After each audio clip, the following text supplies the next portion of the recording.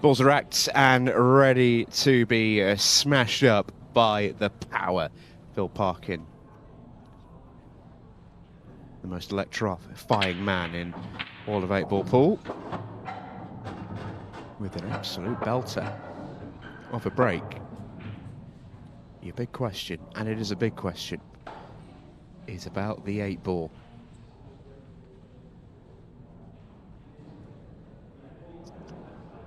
Tricky layout. All depends on the 8-ball and the yellow below it. Does the yellow go? Is a potting angle available? Because if it is, then you just graze the 8-ball open at the same time. Oh, it does go. It goes from this side. Of course it does. So, but then it doesn't open up the 8-ball. So it comes down to the 8-ball here. How do you get it open? Reds were never really optioned. Red at the top of the table is completely dead. The red above the 8-ball, and it just reds were no future. So I think Phil's considering going into it now because he's got one over the left centre pocket. As long as he doesn't snooker himself on that ball, he'll have a shot on, which he has. It's guarded, the 8-ball, but it's not. It's now got a way to get to it. That's what Kristi's looking at.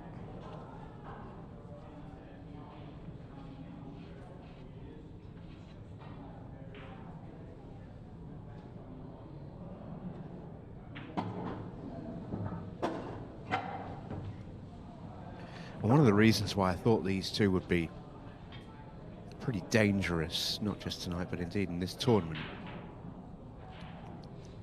their play styles they align so well. They see the game in a very, very similar manner. And you can see almost by the way they're sort of lining up different shots around the table, they're not really speaking that much, but they don't have to because they see the game so similarly. It is a bit different to a lot of others, but for these two, it's how they play. And their patterns and all the rest of it, they're very used to going about it the same way. Yeah, I don't disagree. Sometimes you can see things completely differently out there, but they're comfortable enough when they do want to have that quick chat. You can see it, they do it quite quickly and efficiently. Kristi's just under-hit that last one, so this is thinner. Can't hold for the 8-ball now, so now having to come 3 cushions. But played beautifully by Phil. Sort of shots we're used to seeing Phil play, just on repeat. You know, very good at throwing that cue ball around the table and landing good. Finds good lines. You know, that's a great line because you can overhit that by a few more inches, underhit it by quite a few more. You know, there's margin there because he found the right line, which was the key. But he does it a lot. Yeah, he's very, very good at it, as is Kristi, actually. So great start from these two. Kristi wants Phil to play, but it's not. It is Kristi that's going to go up. As he mentioned in his first match, not been paid by the ball tonight. It's Kristi Caulfield. Yeah. Or by the hour, I should say. I meant to say there. Garry Carr to the table. Maltese showman. 1-0 down. Crunching break. Crunching break. Huge explosion. Yeah, almost every single ball at the top half of the table. Not a bad layout. It's not a bad layout, yeah. Especially if he's got a lovely little angle to get on the top yellow of the 2 in the middle of the table. If he lands on that one, then this could be quite quick. Does have the one on the left-hand side to land on, but he's got balls to do it with, so pretty wide open chance this. Well, he's going reds. I didn't even look at reds because I thought he doesn't have a great first ball on. But he's seen it. And reds are very, very good as well. There's actually less work on reds.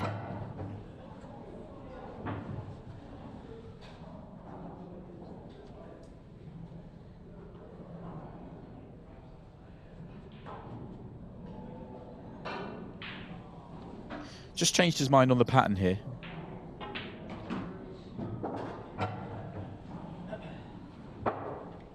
And it really kind of makes sense. Wait, he's missed it. The change would made sense. Didn't expect the miss. The reason he changed was because he didn't want to have to play the one left-hand side of the 8-ball to get on the one right-hand side of the 8-ball. The one on the cushion was easier to get there and make it all really nice and easy. I think it was a good decision, but don't miss the easy ball. Yeah, sometimes you can...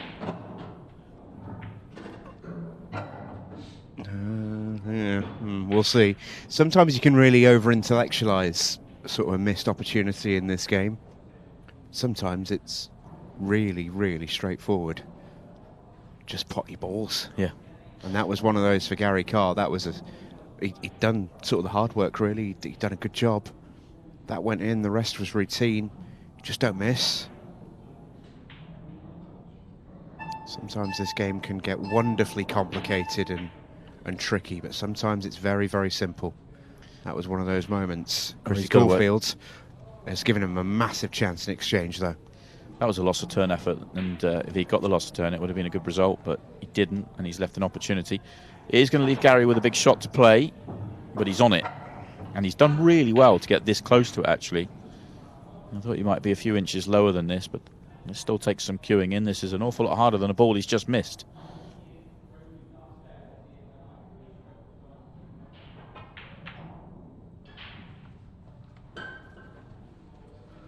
I was thinking when he missed the previous one, which he played in a very similar way, that he looks so much more comfortable when he's punching balls in and playing with pace. When he's rolling it, and there he played the drag shot, it just doesn't look as comfortable.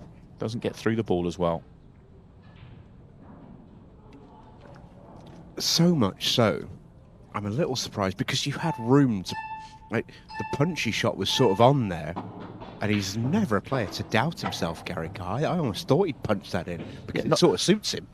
Yeah, punch it. You don't. I don't. By punching in, we don't mean hit by pace with a lot of pace. We just mean playing it with positivity and playing the hold shot rather than the drag shot where you're rolling it essentially. Yeah, I'm surprised. Kristi Caulfield is the type of player who every now and then may give you an opportunity with the way that he plays. He very seldom gives you two in a frame. He might do here, though. He's not landed nicely. He's too thin on this. He's playing the loss of turn.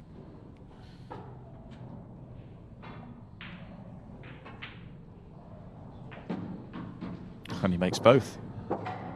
Played it in a way where if he made both, he was still in shape. Very, very good shot from Kristi Caulfield. That yellow didn't drop. Garry Carr is on nothing. If it does, Kristi can go and capitalise. I said he doesn't often give you two chances. This is a massive frame. And a big surprise. Garry Carr is desperate to land on this 8 ball. And he's very thin on this red. May have to send it swinging around the angles.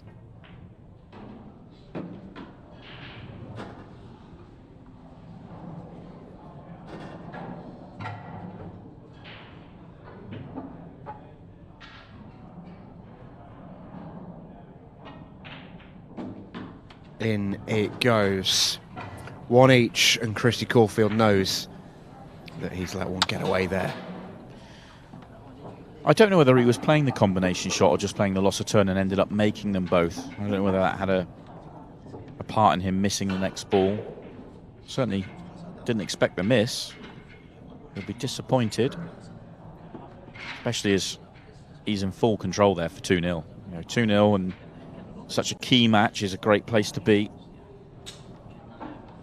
Turning it over to Phil Parkin with the break as well.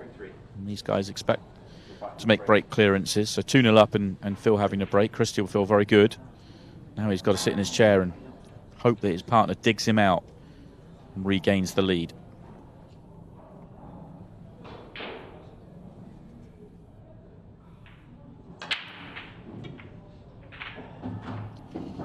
Phil Parkin really pulled the ripcord on that one. What a break from the power. Watch the cue ball here, just rips it right up the centre of the table. And this is a real feature of when Phil's playing well, is his break tends to fly. Gives himself a lot of chances, wins a lot of frames. Often gets involved in shootout matches.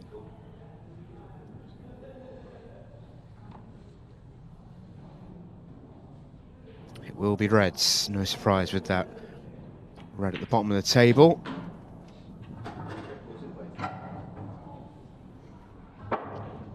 There is room, but not much, Obviously, the key is that ball.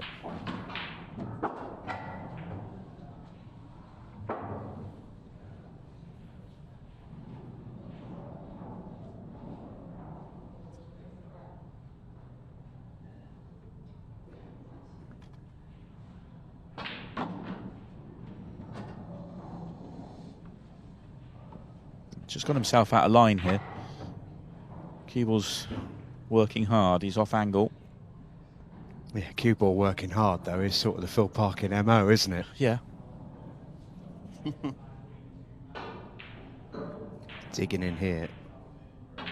Oh, that's lovely.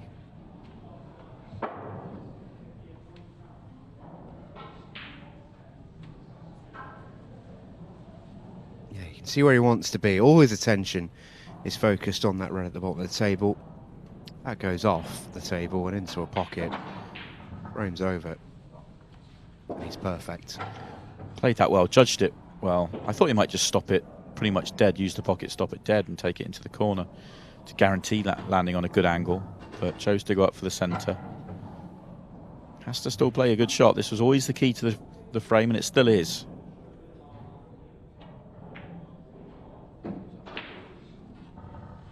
Absolutely pun.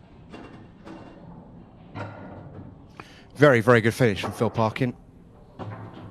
That was excellent. Keeps Clayton Castaldi off the table. Goes 2-1 in front. 8.5 minutes left. So very, very happy Cov campers. All smiles now.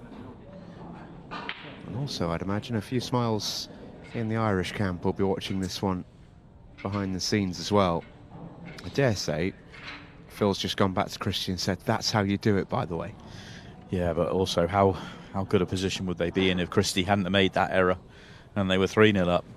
It'd be huge. Could be, because, of course, nothing they can do. If Clayton and Garry return the favour here in frame 4.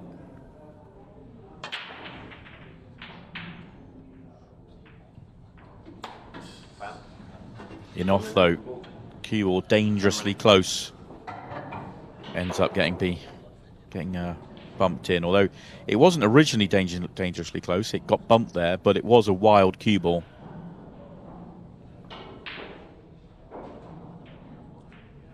Which means ball in hand anywhere behind the line. The red on the break line actually is the problem ball. It's causing the issue if you want to go yellows or reds.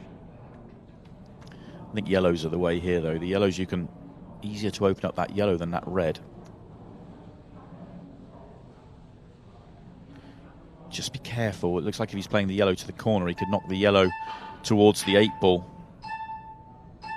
Yeah, not often a player who gets caught out by the shot clock, Kristi Caulfield, but almost did there. He's recovered the situation. Phil just having a laugh with him. These two are having fun, which is absolutely a part of the Pairs Cup. It requires some very, very good pool to be played, but it also requires both players to kind of enjoy the occasion. That's what tends to bring out the better pool.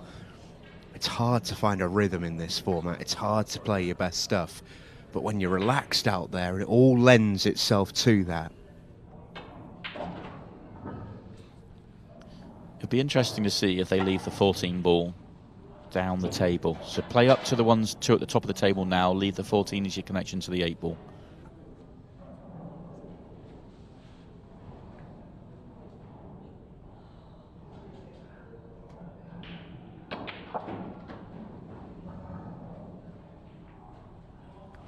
Not the most ideal little nudge. You'd love to have got right side of that. It's still workable.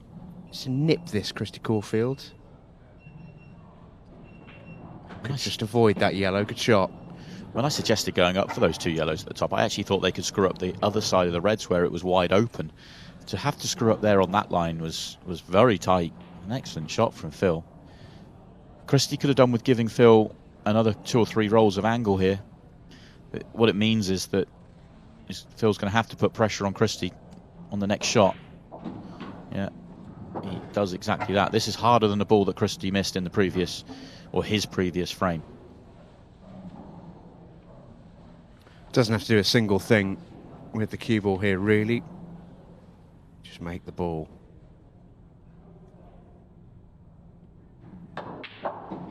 Oh, that's how you pot them. Broke the pocket. That is how you pot them.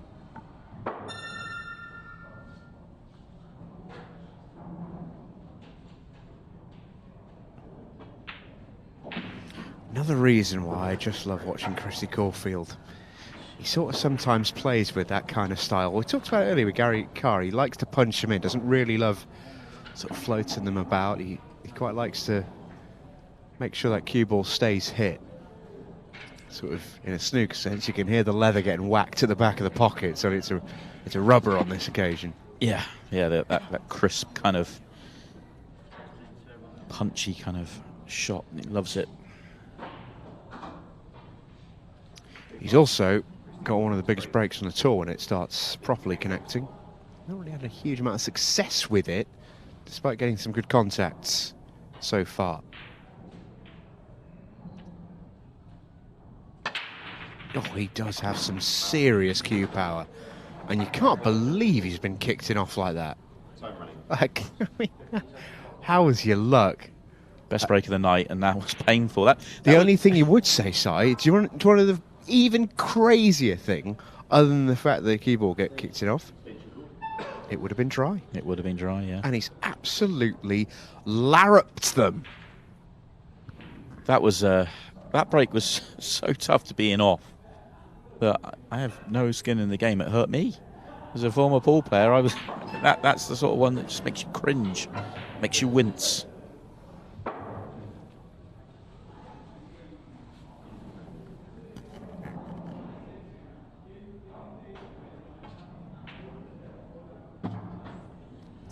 I think Clayton thought he'd missed that. Big problem on the table with the red on the right-hand side. I was still in a daze from how painful the break was. I didn't see whether there was any better options he had with ball in hand behind the break line. Of course, not much time to come up with a plan at 15 seconds a shot.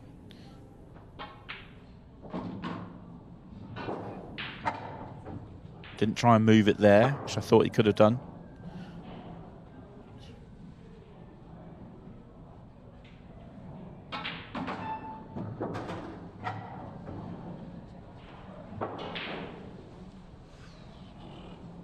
He is on this to the centre pocket. It's a good shot.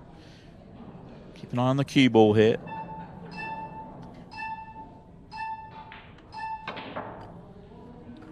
Well, because of that, he's dug in and he's missed it thick, but he was slightly worried about that cue ball.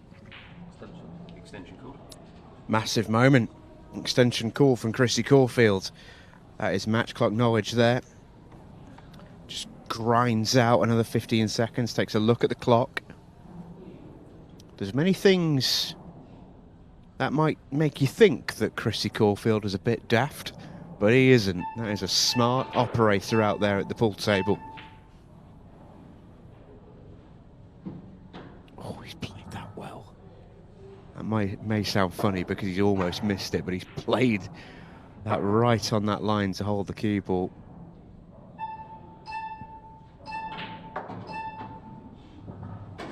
I think the yellow passes the 8 ball, doesn't it? So not necessarily I mean, it is obviously the trickiest ball, but you don't have to do anything special with it. Just play on it. If he gets this one right, he can connect them pretty easily here. And that'll do nicely, because he's got just that nice little bit of angle. I think he can play it slowly enough to hold on the red to right centre. And then anywhere on that one, as long as you're not past the straight. Leaves you the easy angle to get on the one by his arm.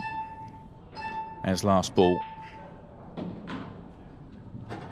Garry Carr with a slight look of concern on his little face.